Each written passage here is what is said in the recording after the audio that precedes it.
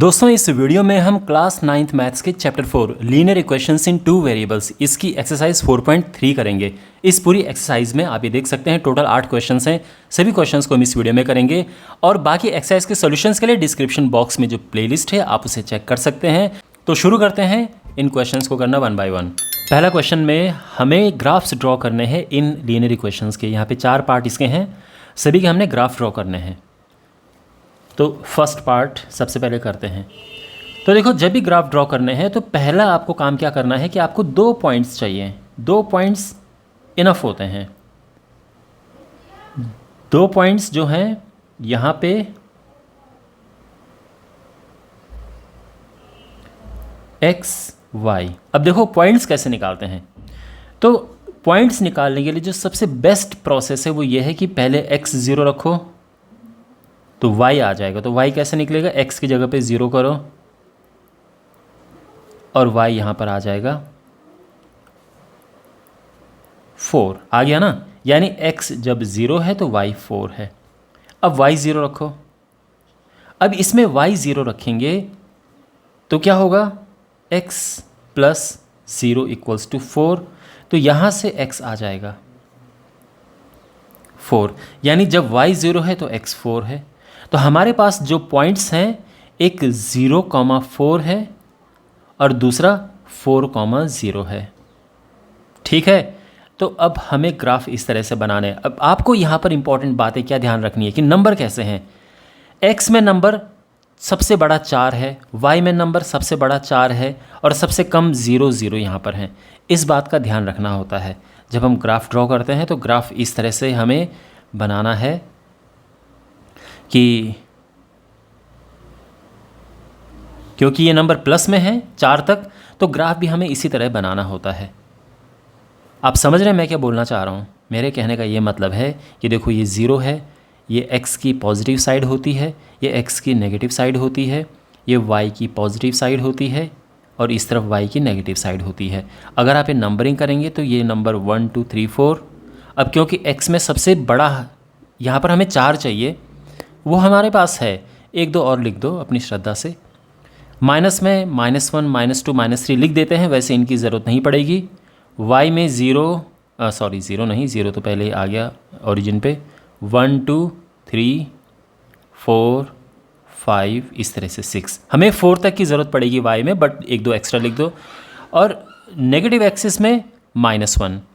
अब मैं क्यों आपको कह रहा था कि हमें सोच समझ के यहाँ पे ग्राफ बनाना है और इन वैल्यूज़ को हमें ध्यान में रखना है, वो इसीलिए मान लो कि यहाँ पे 0 4 की जगह पे 0 -4 होता, यानी जो y है, क्योंकि देखो पहले x दूसरा y लिखते हैं ना, यानी y जो है वो माइनस में होता। तो हमें क्या करना पड़ता, देखो y माइनस में केवल -1 तक है ना, फिर हमें y जो है पूरा नीचे तक बनाना पड़ता, -4 उसमें कम से कम होना चाहिए था।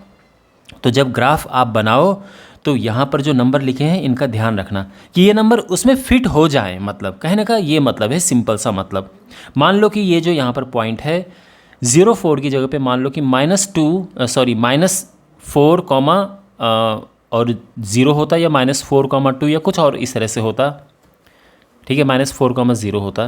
तो x -4 है, यानी x को फिर हम -4 तक लेके जाते, तो इस तरफ और हम x को बड़ा करते और फिर हम -4 उसमें लिखते। ठीक है ना, ऐसे बड़ा करके -4 यहाँ पर लिखा, नहीं -4 तो यहीं पे आ जाएगा इस तरह से। और तब जाके हम इसमें ये लगाते। ठीक है ना, आपको आई होप आपको ये सब बात समझ आ रही होगी। मेरा यहाँ पर समझाने का क्या मतलब है कि ग्राफ में नंबरिंग कैसे डालें और ग्राफ को किस तरह से बनाएं। ठीक है, अब हम इन पॉइंट्स को ड्रॉ करेंगे। तो देखो 0 4 हमेशा ही ध्यान रखना, जो x एक्सिस होता है इसमें y 0 होता है, हमेशा इस बात का ध्यान रखना। और जो y एक्सिस होता है उसमें x 0 होता है। तो ये जो पॉइंट्स हैं इसमें ये x ये y है, यहाँ पर भी आप देख सकते हैं। तो x 0 y 4, तो y 4 है, यहाँ पर x 0, यहाँ पर इस एक्सिस में x 0 होता है। तो ये पॉइंट है 0,4 और ये पॉइंट है 4,0। तो दोनों पॉइंट्स हमने यहाँ पे लिख दिए हैं, है ना। और है ना, ये 4,0 आ गया, 0,4 दोनों के दोनों आ गए हैं। और अब लाइन ड्रॉ कर देते हैं।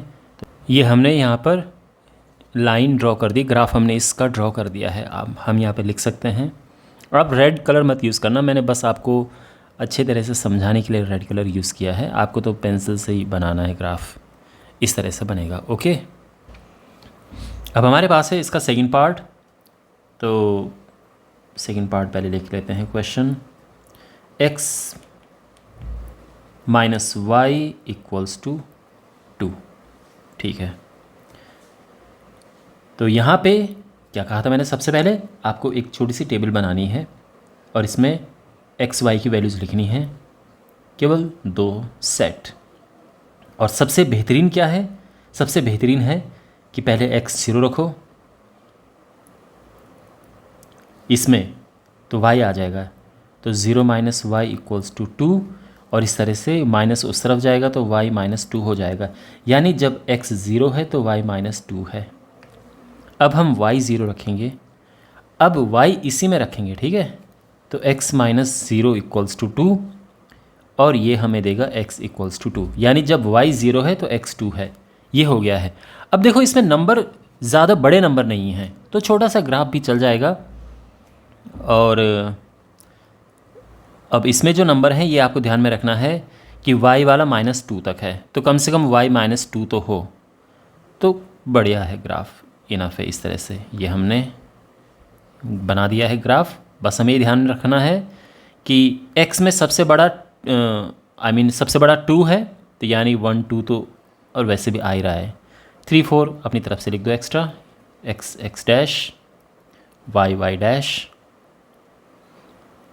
-1 -2। इतना बड़ा भी बनाने की ज़रूरत नहीं है, छोटा सा भी आप बना सकते थे, क्योंकि x के माइनस की ज़रूरत है नहीं। y में ये 1 है, ये 2 है, ये 3 है, लेकिन y की तो बिल्कुल ज़रूरत है नहीं यहाँ पॉजिटिव वाले की, क्योंकि y की नेगेटिव की ज़रूरत है। -1 -2 -3 इतना काफ़ी है। -4 भी अगर लिखना चाहो लिख सकते हो, बट -2 तक की ही हमें ज़रूरत है। सबसे पहले यहाँ पे हम पॉइंट्स ड्रॉ करेंगे। तो पहला पॉइंट हमारे पास है x जब 0 है तो y -2 है, तो यानी ये वाला पॉइंट हो गया है। और जब y 0 है, x एक्सिस पर y 0 होता है, मैंने आपको बताया था, तो x 2 होगा। और इन दोनों पॉइंट से होते हुए लाइन हम ड्रॉ करेंगे, तो इसलिए जो लाइन है इस तरह से आ चुकी है। ठीक है, ओके। और लाइन हमें लिखना होता है, तो इस लाइन के ऊपर आप लिख भी दें कि कौन सी लाइन है। ये है x minus Y equals to 2। तो सेकेंड पार्ट भी इसका हो चुका है। y equals to 3x। Again फिर हमें वही करना है कि एक हम बॉक्स बनाएंगे जिसमें हमारे पास 2 सेट होंगे x और y की वैल्यू के। अब यहाँ पर एक छोटी सी समस्या आपको महसूस होगी। चलो देखो, x जब 0 है तो y 0 आएगा, क्योंकि देखो x जब हम 0 पुट करेंगे तो y होगा 3 × 0 यानी 0। लेकिन हम y 0 पुट नहीं कर सकते, क्योंकि y 0 पुट करके x फिर से 0 आ जाएगा, तो एक ही पॉइंट आएगा ना। तो दूसरे पॉइंट के लिए हम एक काम करते हैं, x की कोई और वैल्यू रख देते हैं, x इक्वल्स टू 1 कर देते हैं। अगर हम x को 1 रखते हैं तो y क्या आएगा, तो y आराम से 3 × 1 यानी 3 आ जाएगा। x अगर 1 है तो y 3 है ना। इसमें पुट करके देखो, और इस तरह से दूसरा पॉइंट हम निकाल चुके हैं। तो ध्यान रखना, ये यहाँ पे x 0 रखा हमने, y आया, वेरी नाइस।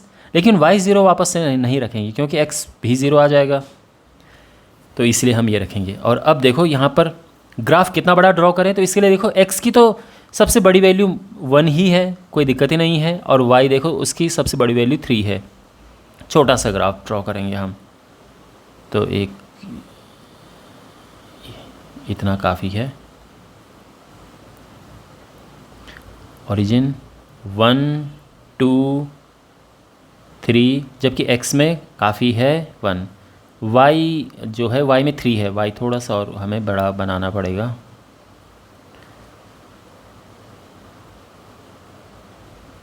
y ये कर देते हैं, तो 1 2 3 4, ठीक है ना।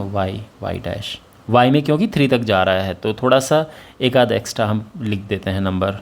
-1 -2 -3 इनकी ज़रूरत है नहीं, बट फिर भी एक फॉर्मेलिटी है, हमें लिखना होता है इस तरफ। -1 -2 और ये y डैश है।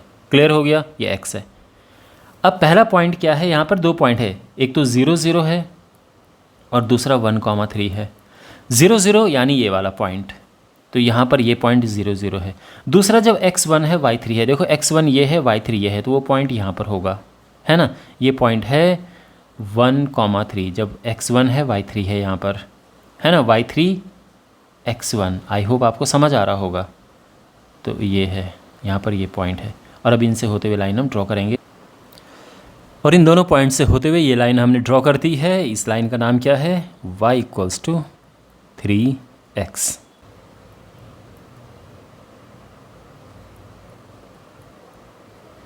अगेन सेम प्रोसेस, हमें करना क्या है?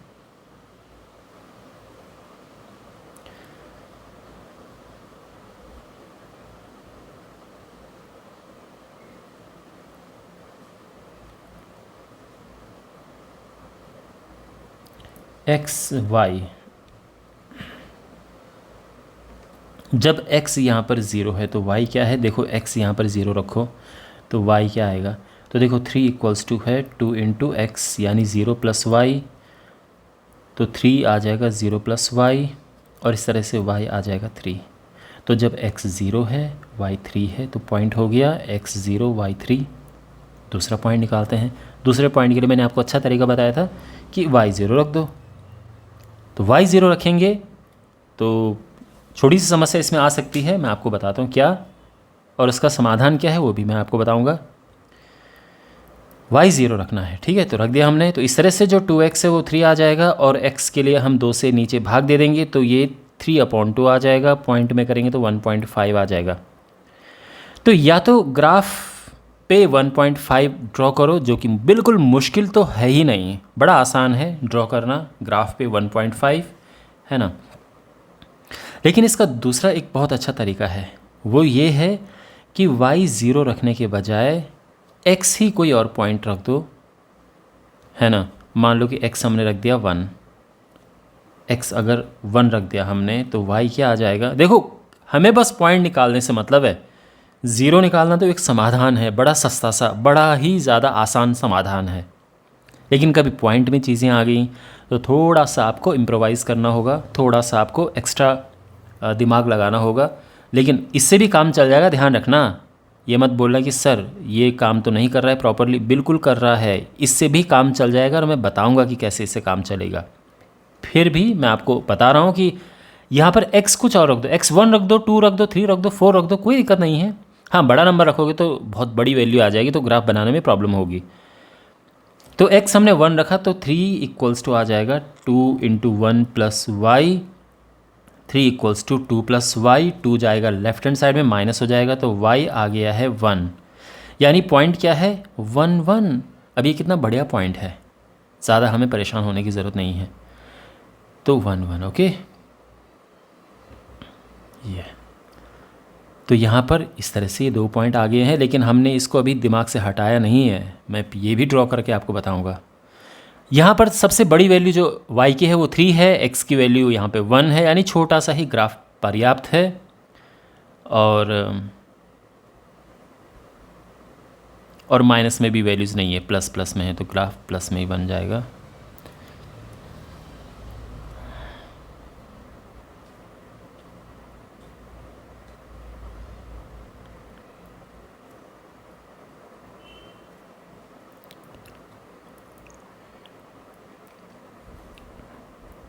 वन 2 3 1 2 3 4 -1 -2 -3 -1 -2 -3। ठीक है, ग्राफ ये हमने प्लेन हमने ड्रॉ कर दिया, इसको कार्टेशियन प्लेन कहते हैं, जिसको आम भाषा में आप ग्राफ पेपर कहते हैं। ये हमने ड्रॉ कर दिया है। इसमें अब इन 2 पॉइंट्स को हमें मेंशन करना है। जब x 0 है y 3 है, तो वो कौन सा पॉइंट है? x 0 यहाँ होता है, ध्यान रखना, y एक्सिस पे ये पॉइंट है। जब x 0 है y 3 है, तो ये पॉइंट हो गया है। दूसरा 1 2, तो जब x 1 है y 2 है, 1 1 है, ये तो 1 1, ओके। जब x1 है y1 है, तो वो पॉइंट तो ये है, यहाँ पर x1 y1 यहाँ पर है ना। ये x1 है y1 है, तो ये पॉइंट है यहाँ पर 1 1। लेकिन ध्यान रखना, अगर आप देखो इनसे होते हुए लाइन तो हम ड्रॉ कर सकते हैं, लेकिन ध्यान रखना अगर आप ये पॉइंट यहाँ पे ड्रॉ करना चाहते हो कि x 1.5 है तो वो यहाँ पे आएगा। सोचो ना 1 ये है तो 1.5 ये आएगा, बिल्कुल कोई प्रॉब्लम ही, कोई बात ही नहीं है प्रॉब्लम वाली। तो 1.5, 0 भी हम यहाँ पे लिख सकते थे। अगर आप ये चाहते हो कि मैं ये लिखूँ तो कोई प्रॉब्लम नहीं है, लेकिन पॉइंट में थोड़ा सा दिक्कत हो सकती है, इसीलिए मैंने बताया कि इस तरह से नंबर लेना ज़्यादा बेटर होता है। लेकिन अभी देखो तीनों पॉइंट से ही होते हुए वो लाइन जाएगी। तो ये आप देख सकते हैं, या तो आप इन दोनों पॉइंट्स को लो तो भी उनसे होते हुए लाइन आएगी, या फिर आप इस पॉइंट और इस पॉइंट को लो तो भी यही लाइन आएगी उनसे होते हुए। ठीक है, तो लाइन तो सेम ही बनेगी। और ये हो गया 3 = 2x + y। ठीक है, और ये पहला क्वेश्चन था। अब हम बढ़ते हैं क्वेश्चन नंबर 2 की ओर। क्वेश्चन नंबर 2 है, give the equations of 2 lines passing through this point 2, 14। How many more such lines are there and Y. देखो एक पॉइंट है, ये पॉइंट है 2, 14। इससे जाते हुए हमें 2 लाइन्स ड्रॉ करने हैं। तो अब देखो आप ये सोच रहे होंगे कि 2 लाइन कैसे, बड़ा आसान है भाई, इससे ये लाइन भी जा सकती है। तो इस पॉइंट से जाते हुए एक लाइन तो हम ये ड्रॉ कर सकते हैं। अब दूसरी लाइन कैसे, तो इस पॉइंट से जाते हुए ये लाइन भी ड्रॉ कर सकते हैं। तो 2 लाइन इस तरह से हम ड्रॉ कर सकते हैं और उनकी हमें इक्वेशन बतानी है, कोई भी 2 लाइन हो सकती हैं। How many more such lines are there, तो आप भी समझ सकते हैं कि कितनी भी हम लाइन ड्रॉ कर सकते हैं, है ना, इनफाइनाइट लाइन्स ड्रॉ कर सकते हैं। तो सेकंड पार्ट का तो आंसर होगा there will be infinite number of lines that will pass through this point, because through one point infinite number of lines can be there. एक पॉइंट से इनफाइनाइट नंबर ऑफ लाइन्स जा सकती हैं, तो इसलिए इनफाइनाइट लाइन्स होंगी। अब हमें 2 लाइन्स की इक्वेशन बतानी है। तो यहाँ पर 2 लाइन्स ये हैं, इनकी हमें इक्वेशन बतानी है, लेकिन फिगर आपको बनाने की बिल्कुल ज़रूरत नहीं है। तो यहाँ पर फिगर हम हटा देते हैं।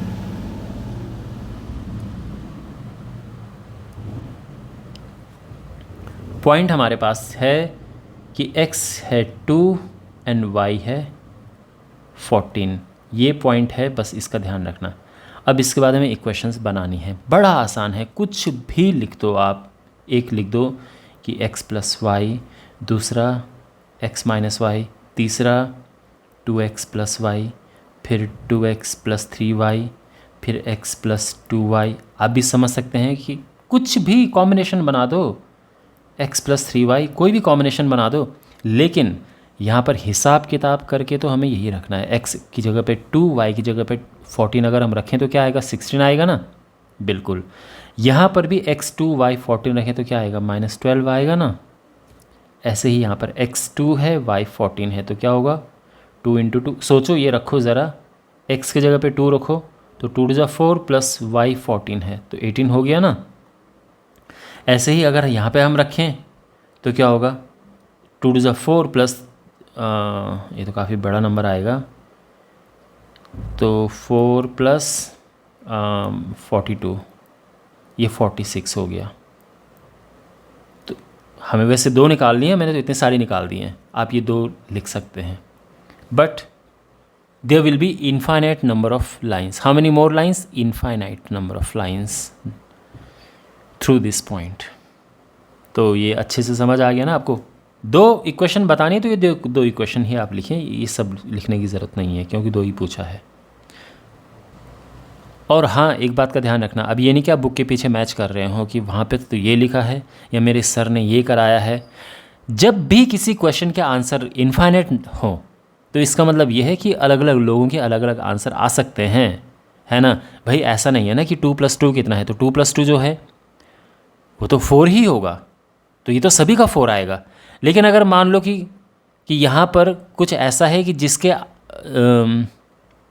जिसके आंसर इनफाइनाइट होंगे, इनफाइनाइट अनंत होंगे, अनलिमिटेड आंसर, तो वो तो कुछ भी हो सकता है ना। कोई कुछ आंसर लिखेगा, कोई कुछ आंसर लिखेगा, कोई कुछ आंसर लिखेगा। अब मैं कहूँ कि भाई अपना फेवरेट एक्टर बताओ, तो आपका कोई अलग फेवरेट एक्टर होगा, आपके दोस्त का अलग होगा, आपके टीचर का अलग फेवरेट एक्टर होगा। तो इसके तो इन्फाइनाइट आंसर हैं, ऐसे यहाँ पर है इन्फाइनाइट आंसर होंगे इसके। ठीक है।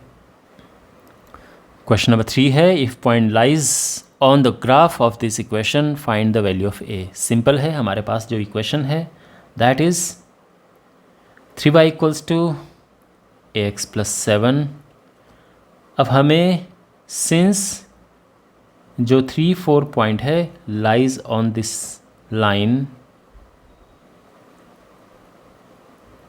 ऑन दिस लाइन, ओके, क्योंकि लाइन का ग्राफ है ये, तो लिख दो lies on this line, therefore x की जगह पे रखो 3 और y की जगह पे रखो 4। तो 3 into 4 equals to a into 3 plus 7, तो 12 इक्वल्स टू 3a प्लस 7 और 3 हो गया, ये इस तरफ जाएगा, तो 12 माइनस 7, 3a हो गया है 5 और a आ जाएगा 5/3 और ये हमारा आंसर है। ठीक है, सिंपल क्या किया हमने, x और y की वैल्यू को यहाँ पे पुट कर दिया।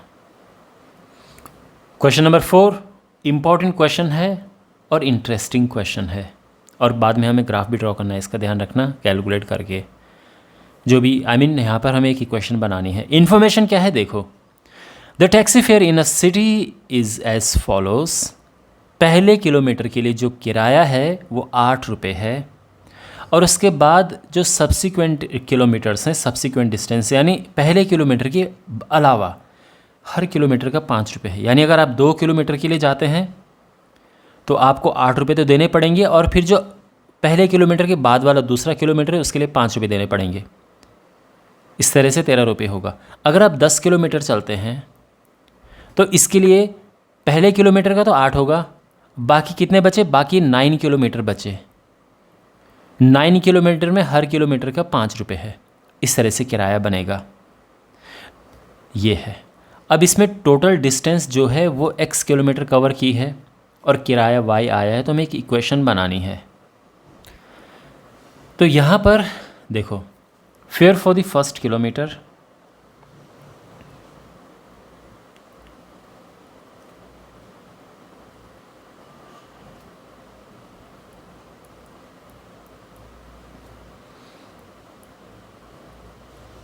Okay, total number of kilometres,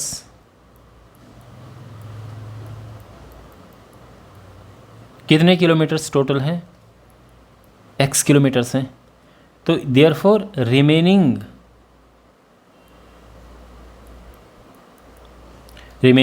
distance, यानी पहले फर्स्ट किलोमीटर के बाद की जो रिमेनिंग डिस्टेंस है, आप चाहो तो इसको सब्सिक्वेंट डिस्टेंस कर सकते हो, ठीक है ना, या रिमेनिंग डिस्टेंस। तो आप खुद सोचो, 1 किलोमीटर निकल गया है तो कितना बचा, x में से 1 माइनस कर दो, इतना बचा ना, क्योंकि टोटल तो x है, x पूरी डिस्टेंस x है। मान लो कि पूरी डिस्टेंस जैसे 10 थी, 10 में से 1 तो निकल गया, यहाँ पे बचे कितने, तो 10 में से 1 माइनस करना पड़ेगा, तो 9 आ जाएगा। यानी टोटल डिस्टेंस में से हमने 1 माइनस कर दिया है, तो ये बची हुई डिस्टेंस आ जाएगी इतने किलोमीटर्स। ठीक है, और fair for the remaining distance, remaining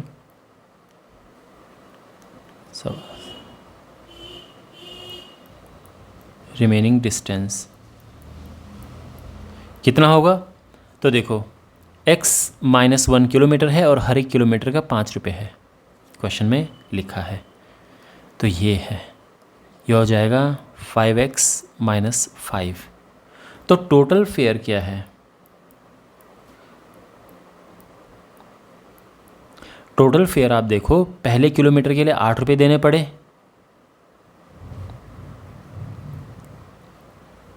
plus और बाकी जो डिस्टेंस है उसके लिए कितने रुपए देने पड़े, इतने रुपए देने पड़े। भाई 1 किलोमीटर का 5 रुपये है और डिस्टेंस इतनी है, इतने किलोमीटर हैं, तो 5 को मल्टीप्लाई कर दो उससे, तो ये हो जाएगा 5x माइनस 5, यानी 5x प्लस 3। ये टोटल फेयर है। और टोटल फेयर है कितना, विच इज़ y, ये भी गिवन है।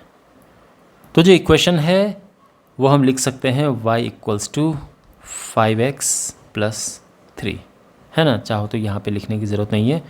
टोटल फेयर कितना है, क्वेश्चन में ही लिखा है कि टोटल फेयर y है, तो y हमने लिख दिया है और ये हमारी इक्वेशन आ गई है।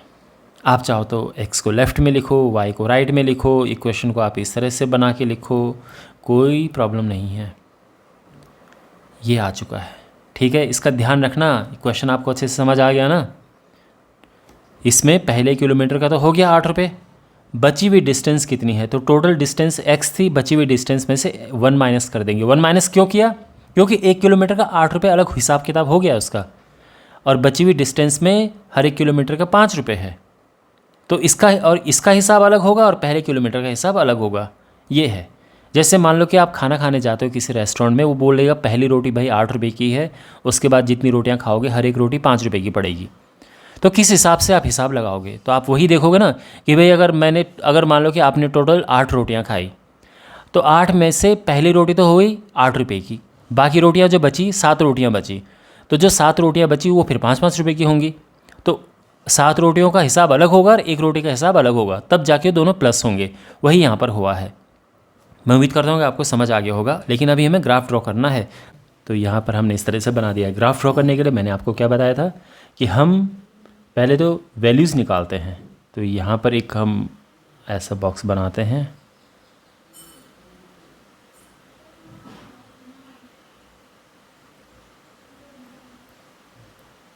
तो यहाँ पर अगर हम x0 रखते हैं तो y क्या आएगा, y आएगा 5 × 0 + 3 यानी 3। तो x अगर 0 है y 3 है। y अगर हम 0 रखते हैं तो x क्या आएगा, तो y अगर हमने 0 रखा तो ये है 5x + 3, 5x हो जाएगा -3 और x हो जाएगा -3/5, -3/5 -0.6 होता है। या तो आप ये रखो कि जब y 0 है तो x है -0.6, या फिर आप ये भी कर सकते हो कि x की कुछ और वैल्यू रख सकते हो कि x = 1 रख दो। तो अगर हमने x 1 रखा तो y क्या आएगा, तो y यहाँ पर आ जाएगा 8, है ना। x 1 रखो, y 8 आ रहा है, तो आप यहाँ पर x 1 और y 8 भी रख सकते हैं, ये भी आप रख सकते हैं। लेकिन इसमें हाँ छोटी सी प्रॉब्लम ये है कि आपको ग्राफ थोड़ा बड़ा बनाना पड़ेगा, क्योंकि इसमें y का इतना बड़ा नंबर आ गया है, तो ग्राफ थोड़ा बड़ा बनेगा। तो अगर हम इन पहले वाली वैल्यूज़ जो हमने निकाली इनके हिसाब से चले तो इसमें थोड़ा छोटा ग्राफ हम बना के काम चला सकते हैं। तो यहाँ पर हम ग्राफ ड्रॉ करते हैं।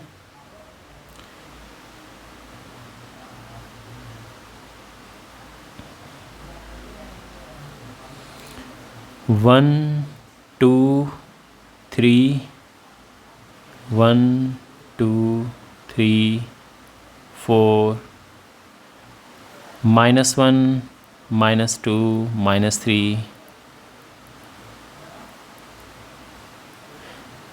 ये एक्सेस लिखने ज़रूरी होते हैं। यहाँ पर देखो पहला पॉइंट है ये वाला, यानी जब x 0 है y 3 है, 0 3, तो वो ये पॉइंट है, ध्यान रखना। y एक्सिस पे x 0 होता है, तो ये है पॉइंट क्या, 0,3, इसका ध्यान रखना। अब y 0 है तो x -0.6, -0.6 यहाँ कहीं है, मतलब माइनस आधे के आसपास ये पॉइंट है 0, -0.6। अब इन दोनों से होते हुए एक लाइन हम ड्रॉ करेंगे इस तरह से। ये लाइन यहाँ पर हमने ड्रॉ कर दी है। तो क्लियरली आप देख सकते हैं कि अगर हम यहाँ पर ये वाली वैल्यूज़ लेते तो ये ग्राफ बहुत बड़ा बनता, हमें 8 तक लेके जाना पड़ता, पर बन जाता, कोई चिंता वाली बात नहीं है। और ऐसे भी ग्राफ यहाँ पर आप देख सकते हैं, ये भी एक तरीका है। तो इसलिए ये वैल्यूज़ लेना ज़्यादा सही है, ठीक है, क्योंकि इसमें थोड़ा छोटी वैल्यूज़ मिल रही हैं। तो आई होप आपको समझ आ गया होगा कि ग्राफ हमने कैसे ड्रॉ किया है इसका। क्वेश्चन नंबर 5 हमारे पास है। यहाँ पर क्या लिखा है question, from the choices given below, ये चॉइसेस जो हैं यहाँ पर इस फिगर के लिए, ये जो फिगर है इसके लिए ये चॉइसेस हैं और इस फिगर के लिए ये चॉइसेस हैं, और ये कहा गया है, ये पूछा गया है कि इस फिगर का इनमें से कौन सा वाला ग्राफ है और इस फिगर का इसमें से कौन सा वाला ग्राफ है। तो क्वेश्चन समझ गए, कौन सी इक्वेशन है,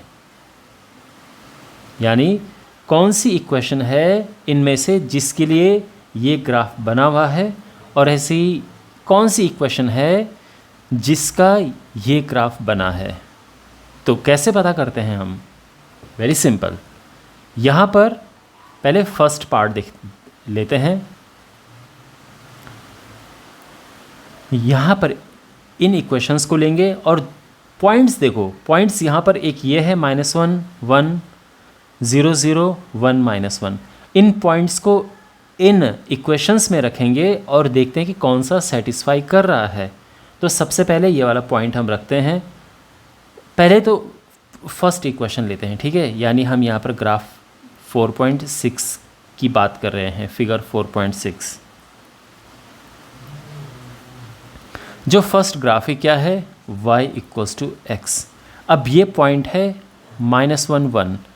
क्या ये पॉइंट इस इक्वेशन को सेटिस्फाई करता है? तो x की जगह पे हम पहला वाला लिखते हैं, y की जगह पे ये रखते हैं। तो y 1 है और x क्या है, -1 है।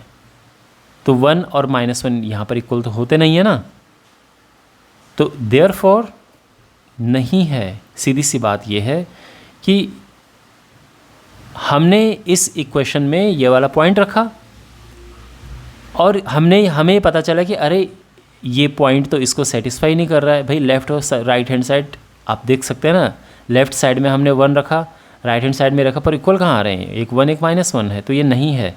दूसरी इक्वेशन क्या है, x + y = 0। अब इसमें रखते हैं x + y = 0 में पहले हम ये वाला पॉइंट रखेंगे। तो x ये है, y ये है, -1 + 1 = 0। हाँ हो रहा है, क्योंकि लेफ़्ट हैंड साइड भी 0 है, 0 आ रही है, राइट हैंड साइड भी 0 आ रही है। तो यानी ये हो चुका है। लेकिन ध्यान रखना केवल एक पॉइंट के लिए नहीं, कम से कम एक और पॉइंट के लिए हमने देखना है। तो एक और पॉइंट लेते हैं, 2 पॉइंट्स काफ़ी होते हैं। 0 0 देखो, तो 0 + 0 = 0 हमने इसमें पुट किया और ये आ रहा है। तो यस, ये है, इसका सेकंड ऑप्शन करेक्ट है, ठीक है। और बाकी दोनों भी नहीं करेंगे, ऐसे हम पॉइंट रख के चेक कर लेंगे हम। अब 4.7 की बात करते हैं। 4.7 में सबसे पहला जो ग्राफ है y = x + 2, ये वाला इक्वेशन जो है सबसे पहले इसकी बात करते हैं। पहला पॉइंट, अब देखो यहाँ पर ये 3 पॉइंट है, ठीक है। पहला पॉइंट -1 3, ये रख के देखते हैं। ये x और ये y होता है, ध्यान रखना। तो y की जगह पे हमने रखा 3, x की जगह पे -1 रखा, +2 है। तो 3 = 2, ये तो 1 आ रहा है, ये तो फॉल्स आ रहा है ना। तो बेसिकली 3 1 के इक्वल नहीं होता है। तो कहने का ये मतलब है कि ये नहीं है, ओके, ये फॉल्स आ रहा है। सेकंड इक्वेशन देखो, सेकंड इक्वेशन है, ये तो नहीं है, y = x - 2। तो y है 3, मतलब मैं ये वाला पॉइंट पुट कर रहा हूँ। कौन सा पॉइंट, पहला पॉइंट जो -1, 3 है। y की जगह पे 3 पुट करना है, x देखो -1 है, -2, ये इसमें पुट किया हमने इस पॉइंट को। ये -3 आ रहा है, ये भी फॉल्स आ रहा है, यानी ये भी नहीं है। तीसरा पॉइंट देखो,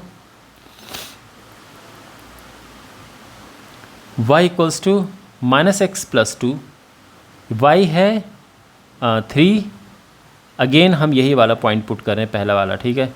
y 3 है और x की जगह पे -1 पुट करना है, माइनस का +3, लेफ़्ट में भी 3 है। ये ट्रू आ रहा है, लेकिन ध्यान रखना मैंने क्या कहा था, कम से कम 2 पॉइंट हमें पुट करने होते हैं। कभी कभार एक पॉइंट में आ जाता है पर दूसरे में नहीं आता। तो दूसरा पॉइंट है 0, 2। तो y 2 = -x की जगह पे 0, 2 = 2, ये भी ट्रू आ रहा है, यानी ये वाला इक्वेशन सही है। तो option third option is correct. Okay, हमें तीसरे पॉइंट में रखने की ज़रूरत, चेक करने की ज़रूरत नहीं है, वैसे अगर आप रखोगे तो ये भी ट्रू ही आएगा। तो आई होप ये सोल्यूशन आपको समझ आ गया होगा। क्वेश्चन नंबर 6 है, if the work done by a body on application of a constant force is directly proportional to the distance travelled by the body, यानी जो वर्क डन है वो डायरेक्टली प्रोपोर्शनल टू क्या है, डिस्टेंस ट्रेवल्ड। ये ध्यान रखना। ओके, डायरेक्टली प्रोपोर्शनल, ये भी चीज़ ध्यान रखना। तो इसको हमने इक्वेशन की फॉर्म में एक्सप्रेस करना है और फिर ग्राफ बनाना है कि जब कांस्टेंट फोर्स 5 यूनिट है इस तरह से, और फिर इस तरह से हमें बताना है। Also read from the graph the work done when distance travelled by the body is 2 unit. ये सब करेंगे। देखो आपको मुश्किल क्वेश्चन लग रहा होगा, बट ये बहुत आसान क्वेश्चन है। सबसे पहले आपको एक x लेना है और एक y लेना है, लेकिन ये ध्यान रखें कि x किसे लें, y किसे लें, ये चीज़ आपको ध्यान में रखनी होती है। x होना चाहिए बाद वाला और y होना चाहिए पहले वाला, इसका ध्यान रखना। तो हम लिखेंगे कि let x be the distance travelled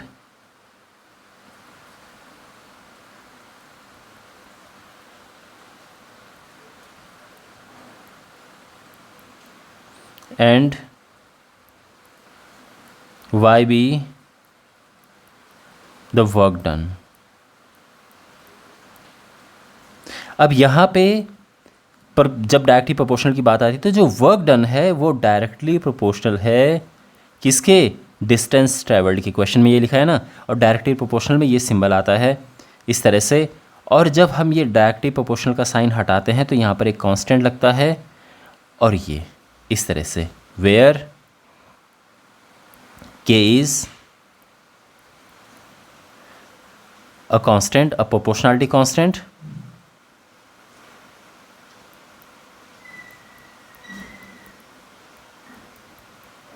proportionality constant मतलब जब हम ये प्रोपोर्शनलिटी का सिंबल हटाते हैं तो k लगाते हैं, इसको प्रोपोर्शनलिटी कांस्टेंट कहते हैं। आप ये ध्यान रखो, जो कि यहाँ पर उन्होंने क्या बोला हुआ है कि ये प्रोपोर्शनलिटी कांस्टेंट क्या है, ये कांस्टेंट फोर्स है। तो इसको आप कह सकते हैं कि ये एक कांस्टेंट फोर्स है।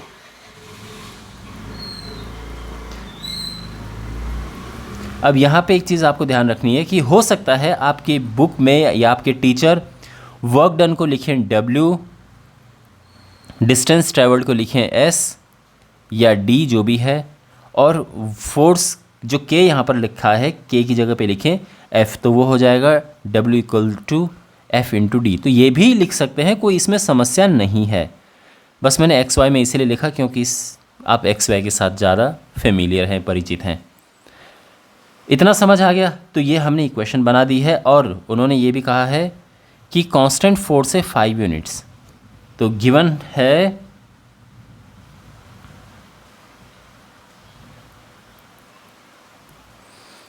कि जो कांस्टेंट फोर्स है ये 5 यूनिट्स है, तो जो y हो जाएगा ये आ जाएगा 5x। तो ये इक्वेशन बन चुकी है और पहला आंसर हमारा आ चुका है। यहाँ तक सब समझ आ गया आपको। अब अगला काम हमें ये करना है कि इसका ग्राफ ड्रॉ करना है, हमें ग्राफ बनाना है। ठीक है, तो y इक्वल्स टू 5x करके हमें इसका ग्राफ बनाना है। तो ग्राफ बनाने के लिए एक ग्राफ पेपर बनाते हैं छोटा सा। ग्राफ हमने किसका बनाना है, y इक्वल्स टू 5x। यहाँ पे x और y की हमें वैल्यूज़ लिखनी है। हमेशा ग्राफ बनाने के लिए हम ऐसा करते हैं, 2 वैल्यूज़ लिखते हैं और उसके बाद हम ग्राफ ड्रॉ कर देते हैं। तो अगर x 0 है तो y 0 है, सीधी सी बात ये है। अब x को ले लेते हैं 1, तो y क्या आ जाएगा, 1 रखो x की जगह पे, तो y इक्वल्स टू 5 इंटू 1 यानी 5 आ गया है ना, इसमें रखना है। तो ये 5 आ गया है। तो यानी जो पॉइंट्स हमारे पास हैं क्या क्या हैं, पहला पॉइंट है 0,0 यानी जब x 0 है y 0 है। दूसरा पॉइंट है 1,5 यानी जब x 1 है y 5 है। ठीक है, अब इसका ग्राफ ड्रॉ करने के लिए हम क्या देखते हैं कि अच्छा, दूसरी बात हमें ये भी ध्यान में रखनी है कि क्वेश्चन में पूछा गया है कि जब डिस्टेंस ट्रेवल्ड 2 यूनिट हो तो हमें वर्क डन निकालना है। डिस्टेंस का मतलब x, तो अगर x 2 है तो y 10 हो जाएगा, यानी ग्राफ थोड़ा बड़ा बनाना पड़ेगा हमें। y में बहुत लंबा जा रहा है ये। 1 2 3 4 5 6 7 8 9 10 11, चलो ठीक है, काम बन जाएगा।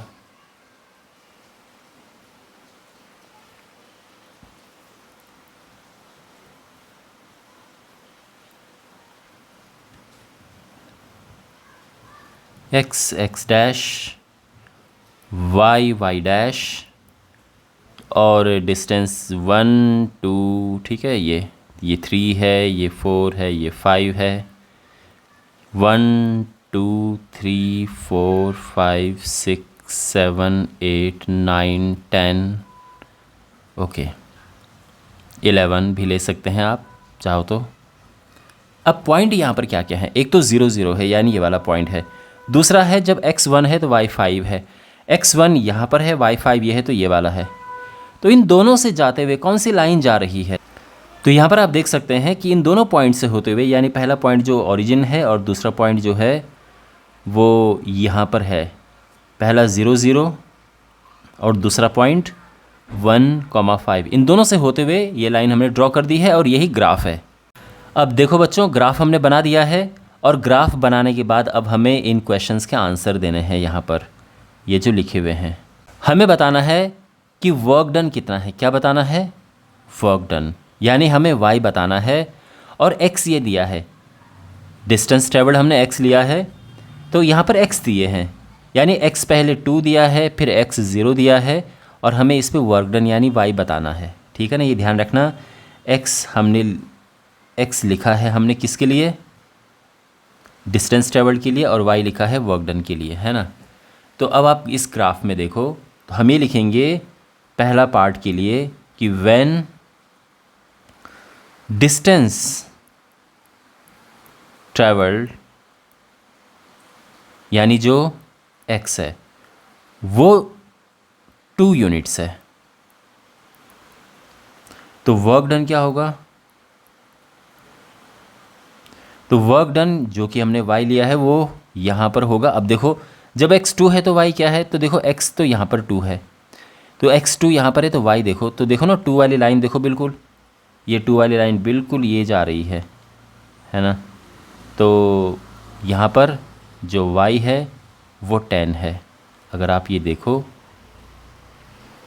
कि जब x 2 है तो y 10 है, तो ये आ जाएगा 10 यूनिट्स। ये तो हुआ first part. Second part, when distance travelled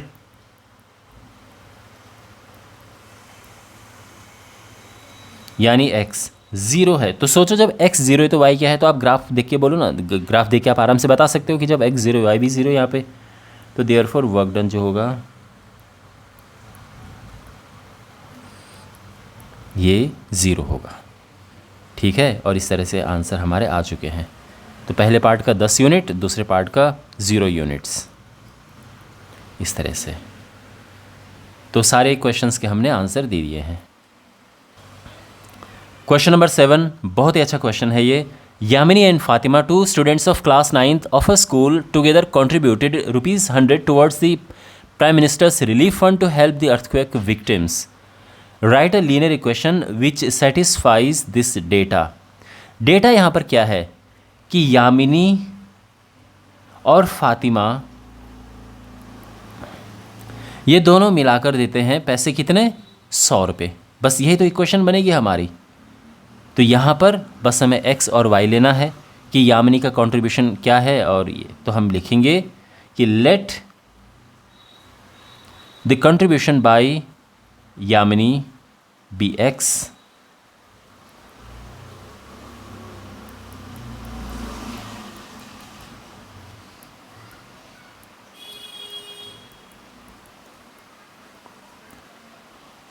rupees x and the contribution by Fatima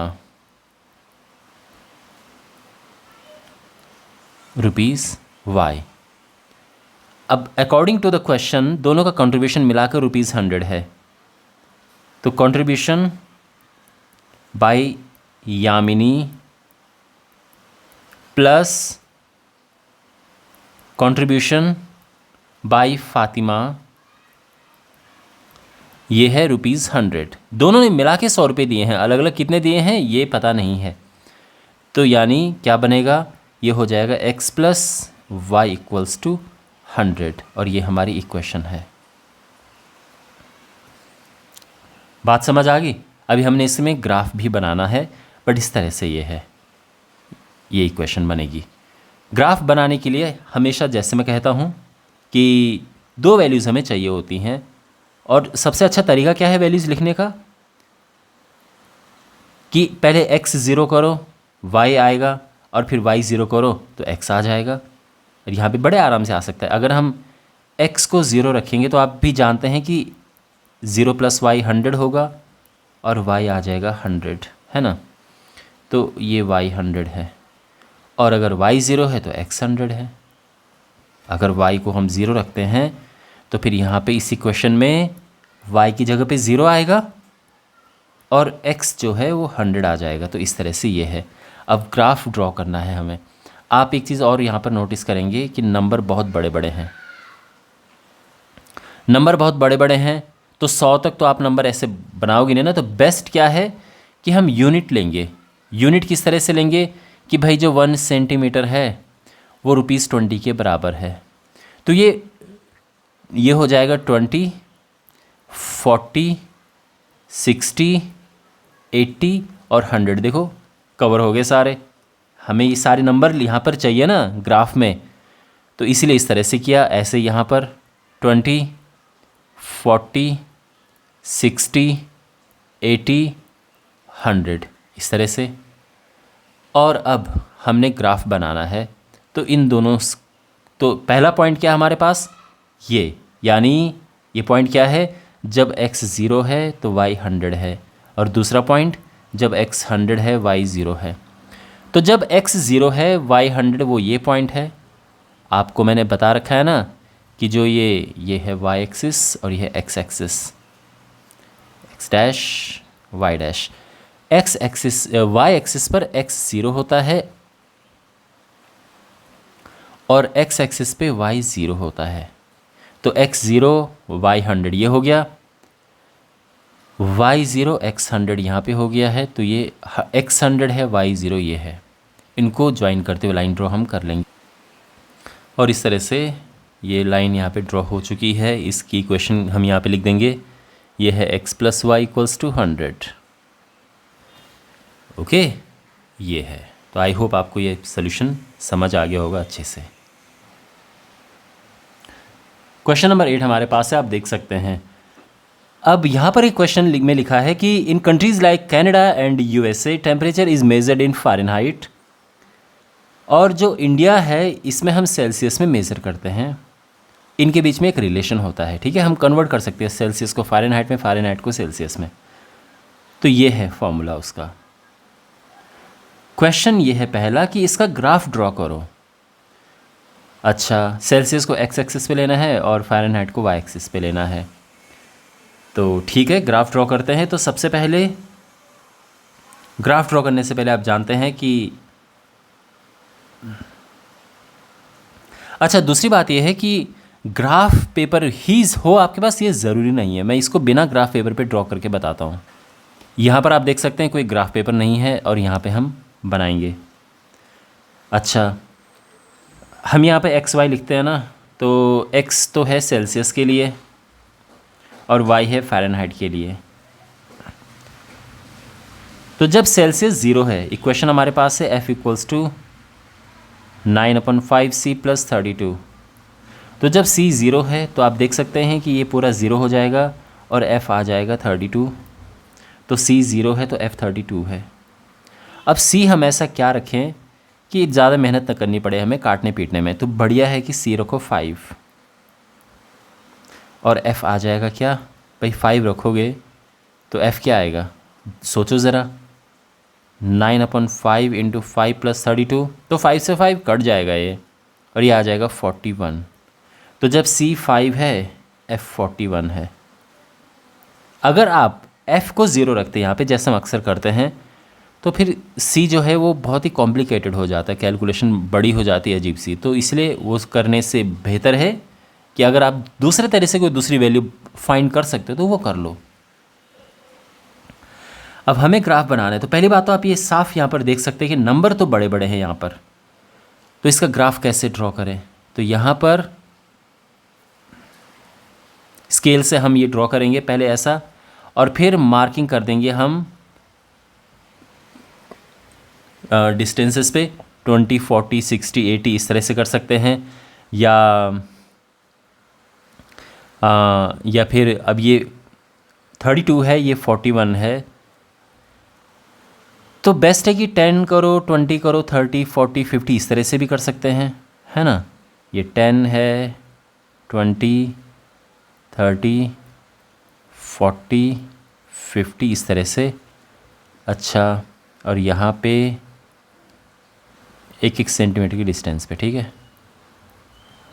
मैं यहाँ पर इसलिए बना रहा हूँ बिना ग्राफ पेपर के, ताकि आप बिना ग्राफ पेपर पे भी बना पाओ फिगर्स। अच्छा, ये एक्स एक्सिस है, ये वाई एक्सिस है। तो एक्स एक्सिस पे क्या है? एक्स एक्सिस पे हम सेल्सियस देख रहे हैं, और वाई एक्सिस पे हम देख रहे हैं Fahrenheit, degree Celsius, okay, degree Fahrenheit. और ये नेगेटिव में, क्योंकि टेम्परेचर तो नेगेटिव में भी हो सकता है, -40, -50 और ऐसे इस तरफ। ऑल्दो यहाँ पर है नहीं माइनस में लिखे हुए, बट फिर भी ग्राफ बनाने के लिए इस तरह से हमें लिखना चाहिए। अब देखो, आप ये सोच रहे होंगे कि सर यहाँ पर ऐसे नंबर तो है नहीं 10, 20, 30, तो नहीं है तो हम अंदाजे से लेंगे, ठीक है, थोड़ा आसपास। अब यहाँ पर हम ये जो यहाँ पर पॉइंट्स हैं, तो पहला पॉइंट क्या है? पहला पॉइंट है 0, 32, जब C 0 है, F 32 है। दूसरा पॉइंट है 5, 41, तो 0, 32, तो 0 जो है C 0 है। C 0 कहाँ होता है? C यानी X 0 होता है यहाँ पर, है ना। तो C 0 यहाँ होगा। अच्छा, C 0 है और ये 32 है, तो 32 0, तो देखो ये 30 है, ये 40 है, तो 32 30 से थोड़ा ऊपर होगा ये, है ना। तो ये है 0, 32। अच्छा, फिर है 5, 41, जब ये 5 है तो ये 41 है, तो 5 यहाँ पे है, 41 यहाँ पे, तो सोचो 41 तो इससे थोड़ा सा ही ऊपर होगा।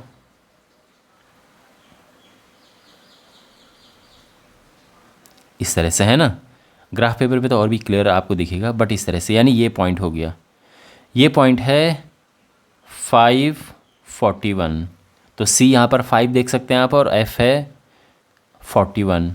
अब इनको ज्वाइन करते हुए हमने लाइन ड्रॉ करनी है, और ये हमने ग्राफ ड्रॉ कर दिया है, ठीक है, इस तरह से इन दोनों पॉइंट से जाते हुए। आपके मन में अगर ये क्वेश्चन आ रहा है कि सर हम वो टेक्निक अप्लाई नहीं कर सकते हैं क्या, जिसमें हम y को 0 रख के x निकालते हैं, तो यहाँ पर f को हम 0 नहीं रख सकते? तो बिल्कुल f को भी 0 रख सकते हैं आप, इसमें कोई दिक्कत नहीं है। अगर आपने f 0 रखा तो c कैसे निकलेगा? देखो c ये है, तो 9/5 c हो जाएगा -32, c हो जाएगा माइनस से ऊपर जाएगा, मल्टीप्लाई होगा तो 160/9, और ये डिवाइड होकर आ जाएगा 9, 17.7 के आसपास आ जाएगा, लगभग 18 मान लो, लगभग -18 मान लो। तो वो पॉइंट यहाँ पर होगा, ये पॉइंट आप देख सकते हैं, यहाँ पर -17.7, 0 है, लगभग -18, तो बिल्कुल है। आप चाहो तो ये पॉइंट और ये पॉइंट ले लो, तब भी तो सेम ही लाइन आएगी। तो इस तरह से हम ग्राफ ड्रॉ करेंगे। तो ग्राफ ड्रॉ करना क्लियर हो गया। अब हम इन क्वेश्चंस का आंसर देंगे। फर्स्ट तो हो चुका है, अब ये सेकंड क्वेश्चन देखो। सेकंड क्वेश्चन हमारे पास है, if the temperature is 30 degree Celsius, what is the temperature in Fahrenheit? तो सीधी सी बात है, हमारे पास फॉर्मूला है F = 9/5 C + 32। अब यहाँ पे जो C है ये है 30 डिग्री सेल्सियस, तो C 30 रख देंगे हम। F क्या आएगा, तो यहाँ पर C की जगह पे हम 30 रखेंगे और कैलकुलेट कर देंगे और ये आ जाएगा 6 54 + 32 और ये आ जाएगा 86 डिग्री फ़ारेनहाइट। ठीक है, सेकंड पार्ट हो चुका है। थर्ड पार्ट देखो, थर्ड पार्ट भी बड़ा सिंपल है। फ़ारेनहाइट इस बारी दिया है, तो फ़ारेनहाइट दिया है 95 डिग्री फ़ारेनहाइट, ये फ़ारेनहाइट का टेम्परेचर है।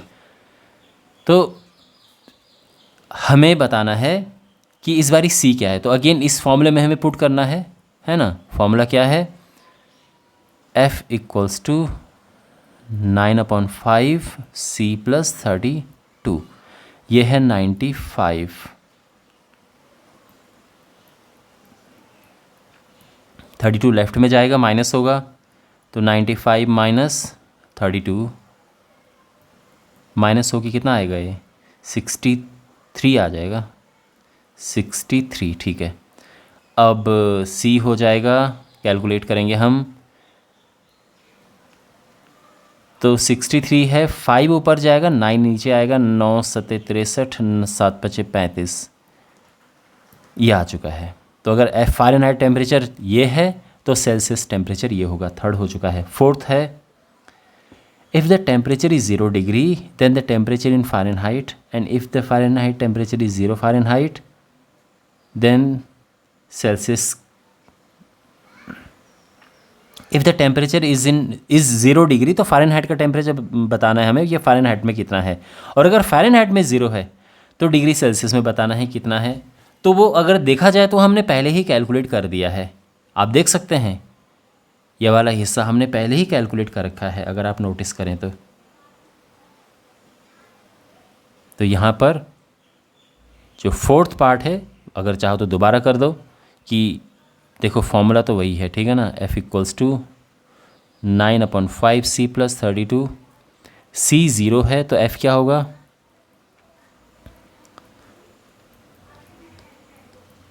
जैसा कि हमने पहले कैलकुलेट किया था। तो C अगर 0 है सेल्सियस टेम्परेचर, तो फ़ारेनहाइट में 32 है, और अगर फ़ारेनहाइट 0 है तो सेल्सियस में, ये यहाँ पर निकाल ही रखा है, ठीक है, तो दोबारा क्या उसमें टाइम वेस्ट करना, ये आ जाएगा। ये आप चाहो तो फ्रैक्शन में छोड़ सकते हो, कोई दिक्कत नहीं है, -160/9 ऐसा छोड़ सकते हो, कोई दिक्कत नहीं है, डिग्री सेल्सियस।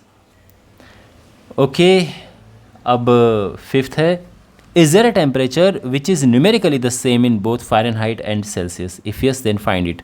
वो ये कहना चाह रहे हैं कि देखो, आपने अभी तक देखा होगा कभी, हम जो C हम कुछ रख रहे हैं तो F कुछ आ रहा है, क्या कोई ऐसा टेम्परेचर है जो C और F के लिए दोनों एक जैसे हों, यानी जिस समय C जो है, मान लो कि वैसे मान लो कि 10 है तो F भी 10 हो उस पर, क्या कोई ऐसा टेम्परेचर है, मतलब 10 तो मैंने एक एग्जांपल लिया। तो देखो उसको निकालने का तरीका क्या है, फॉर्मूला हम लिखते हैं, तो ये हमने फॉर्मूला लिखा। अब हमने C और F को इक्वल करना है, C = हमें F लिखना है, तो दोनों को चाहे F लिख दो या दोनों को C लिख दो, बात एक ही है, दोनों को चलो मैं F लिख रहा हूँ।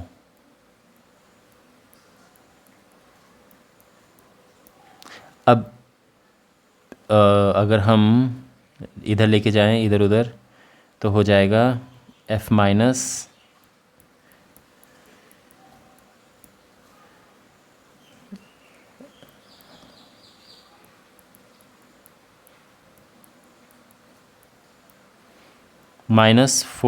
= 5 = 32, 4 से ये कट जाएगा 8 बार और क्रॉस मल्टीप्लाई होके F आ जाएगा, माइनस भी इधर आएगा, ठीक है, -40।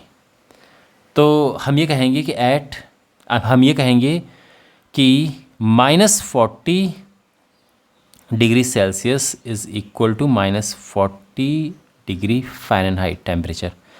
तो -40 पे दोनों इक्वल होते हैं, तो -40 पे -40 डिग्री सेल्सियस -40 डिग्री फ़ारेनहाइट ही होता है, इस तरह से निकलेगा। ओके, मैं उम्मीद करता हूँ कि आपको ये सारे पार्ट्स अच्छे से समझ आ गए होंगे। अगर आपको वीडियो अच्छा लगा है तो आप इस चैनल को सब्सक्राइब ज़रूर करें, वीडियो को अपने दोस्तों के साथ में शेयर करें, और इस चैप्टर के बाकी वीडियोस के लिए और इवन और भी चैप्टर्स के वीडियोस के लिए डिस्क्रिप्शन बॉक्स में आप प्लेलिस्ट चेक करें। मिलते हैं अगले वीडियो में। Take care.